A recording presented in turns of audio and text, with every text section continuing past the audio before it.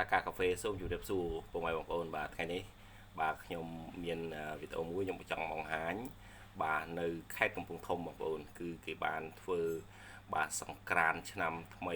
2025បងប្អូនអញ្ចឹងបងប្អូនណាដែលពុំមានកម្រងថានឹងទៅដើរកម្សាន្តនៅណាទេ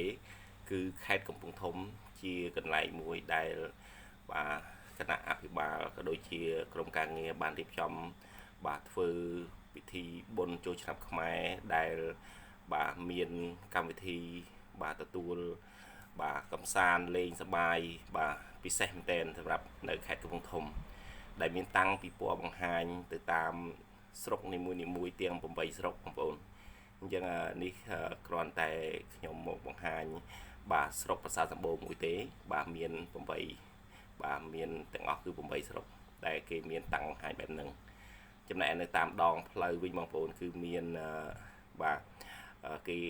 រៀបចំនៅការបាទតាំងលម្អទៅដោយបាទភ្លើងពណ៌និងបាទពន្លឺផ្លេកបាទមើលទៅគួរឲ្យទាក់ភ្នែកចាប់អារម្មណ៍មែនតើ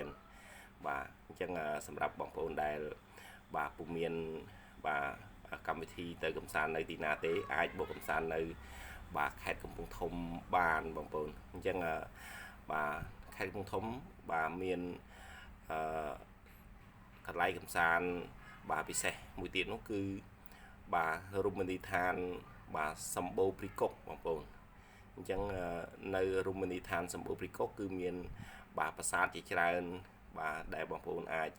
បាទដើរកំសាន្តបាទសិក្សាស្វែងយល់ពីរមណីយដ្ឋានបុរាណមួយកន្លែងបាទដល់វ័យចំណាស់បងប្អូនដែលមានព្រីប្រឹក្សាយ៉ាងណែនតែនតាប់បងប្អូនអាចអង្គុយលេងបាទញ៉ាំអីជុំគ្នាបាទជាពិសេសនោះគឺបាទគឺយើងបាទខែនេះគឺមានអាកាសធាតុក្តៅអញ្ចឹងបងប្អូនអាចមកលេងតំបន់ដែល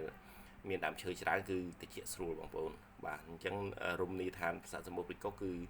មានទីតាំងនៅខេត្តកំពង់ធំ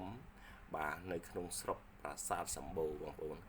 អញ្ចឹងបងប្អូនកុំភ្លេចបាទមកទេសនានៅរដូវកាលចូលឆ្នាំនេះបានច្រើនបាទ